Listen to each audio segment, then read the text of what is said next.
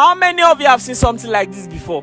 They say that if you come to Benue State, Nigeria, that the thief people, they are very generous. That the thief man is going to give you his wife for one night just to say welcome.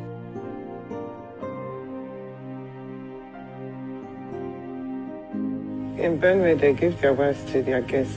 What do you mean by that? In the TV tribe, they give their wives to their guests.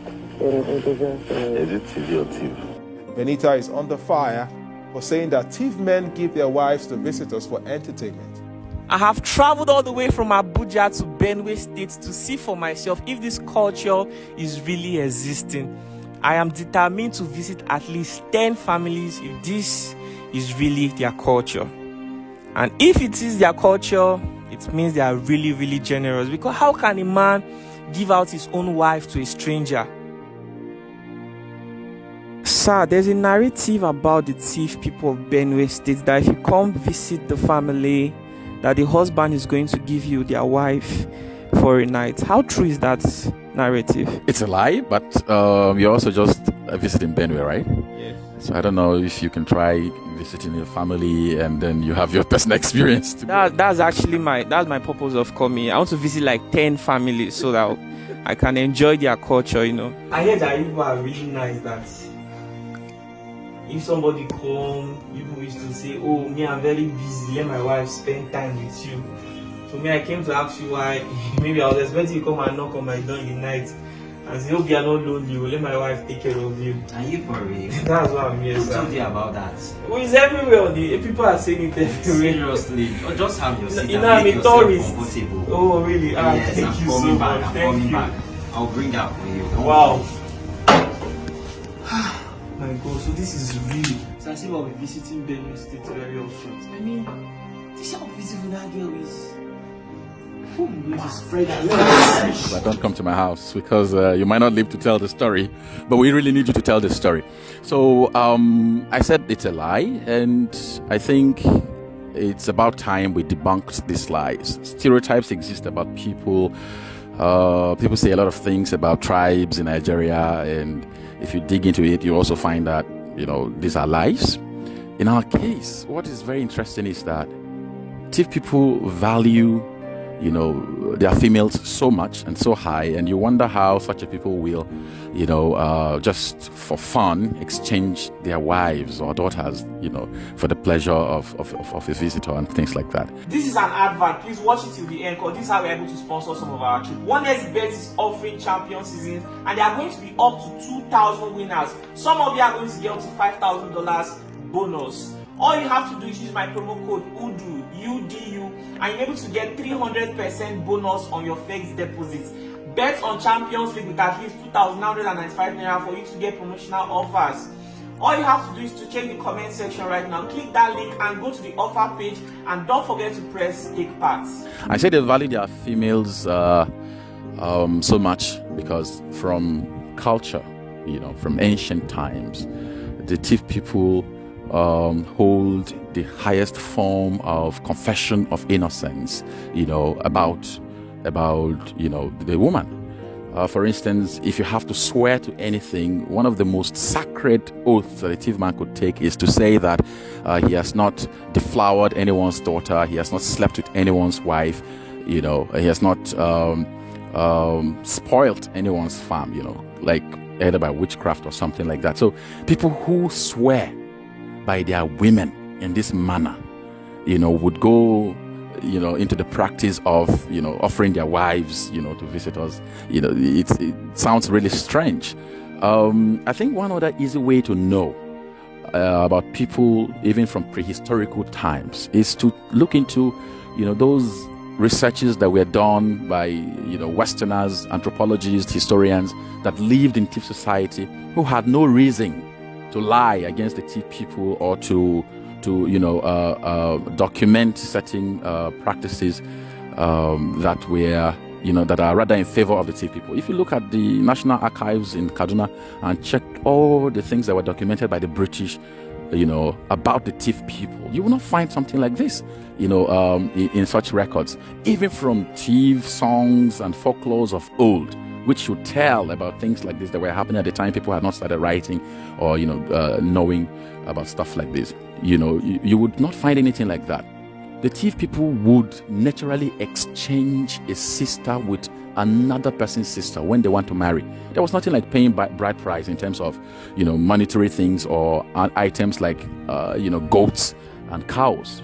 They valued the female ward so much that you can only exchange this word with another female. And when boys became of marriageable age, they may not have sisters to exchange with another person and things like this. There was a very big population of young people that were not married because they were waiting for an opportunity to get either a cousin or a brother's daughter to come of age to exchange with another lady, to marry. And this was giving problems to especially the Christian missionaries, who sought for the abolition of this system of marriage. That was what changed basically, our marriage system into the Christian thing, because the missionaries reported to the colonial administration, and it was right here in a place called Abinsi on Boko Road that the debate held. Traditional leaders of Tiv people gathered with the colonial administration, and there was a very heated debate that led to the eventual abolition of this system of marriage, of a Tiv man exchanging a sister or a cousin with another family, to get a wife. And this was when we also started this idea of giving money to get married to a lady. Otherwise, it's not in our custom, it's not in our culture. You necessarily had to exchange a sister or a cousin with another family to get a wife. And this meant that woman will have to be protected. Otherwise, whatever happens to her is also going to happen to your sister or your cousin that is also, exchanged for her in another family. So where did this misconception come from? I mean, it's hardly explainable, the origin of this information. It's also difficult to explain the origin of stereotypes generally. Like I mentioned from the beginning, there are stereotypes about tribes in Nigeria. Some people say certain people are cannibals, they eat people. You go to other places, they tell, very interesting stories about people. And basically, most of the times, these stories are not true. You can, do a simple research. I don't want to start another ethnic stereotyping, by talking with you. But you can also look into this and find out, the stereotypes that are told about people, in Nigeria and of course elsewhere in the world, which are basically not true, but people just weave these stories and tell. As far as I know, this idea of people offering their wives to visitors became very popular during the Civil War, as part of war psychology against the Tiv people who were in the army. If you look into history, you also find that the British described the Tiv people as British and I said brutish, and fierce in war, because the British also, when they tried to conquer the Tiv territory as part of, the bigger Nigeria that they were trying to colonize, they didn't find it funny, and they described the Tiv people in very, very terrible terms. And if such practice was also happening, it's possible that they would have known and they would have also gone ahead to say it. So I just said that to let you know that Tiv who were in the military were also found to be very, fierce and brutish, and were used a lot, especially, at infantry levels, going into, field combat and all of that. So people who found themselves at the disadvantage of such British force, began to tell these stories about, how they treat their women and how they offer women, basically just to weaken their morale, at war and things like this. So you can also investigate that story, but that's as far as I can tell, because we also got curious to start finding out where this must have emanated, and we got this as one of the earliest sources of such lies that we're told, that are still making the rounds. Yep. Wow, this is really interesting. Actually, stereotypes in Nigeria has really caused a lot of problems. There's a stereotype that if you want to get married, someone said it earlier today, that if you want to get married in a certain place in Nigeria, that you have to spend millions and millions of naira. And I think anybody listening to this conversation will easily tell where this place is in Nigeria. Like I said, I'm not interested in ethnic stereotyping, but to say that people have to stack up millions of naira before they can attempt to marry from that certain place.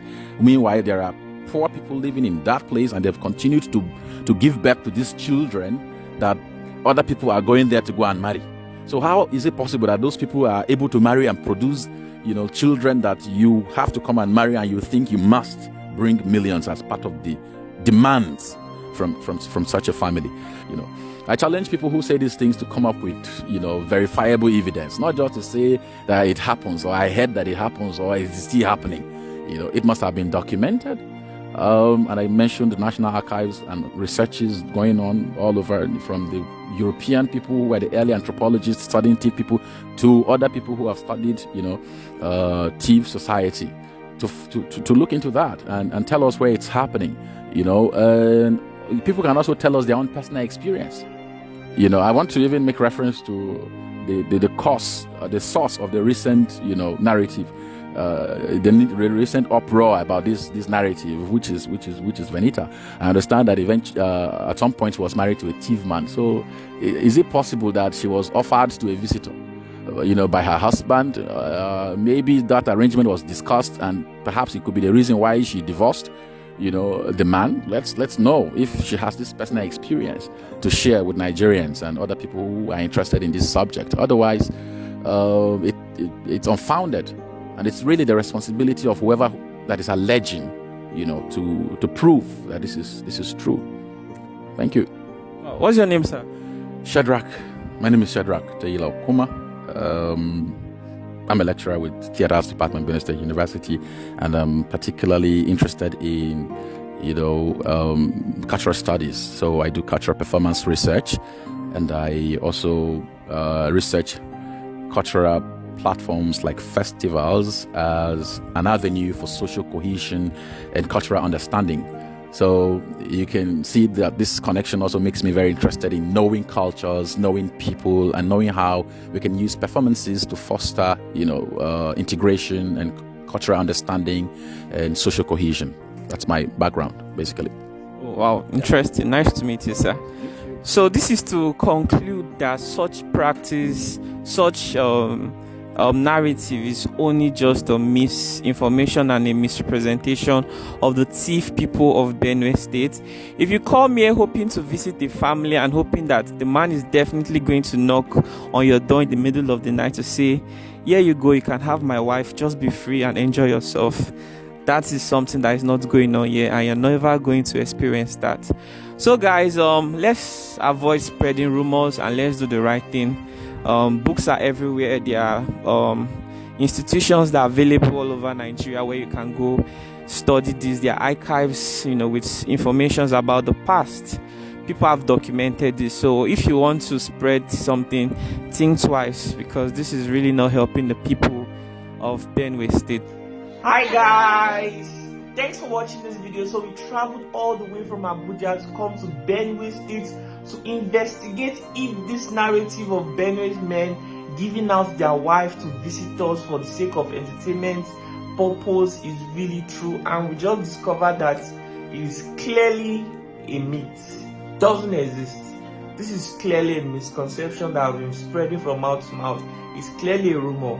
Such practice does not exist in Benue State. So please guys, stop spreading the rumors and do not come to Benue State thinking that somebody is going to give you his or her wife just to welcome. It's not gonna happen. So guys, I'm still here traveling from state to state in Nigeria, telling stories.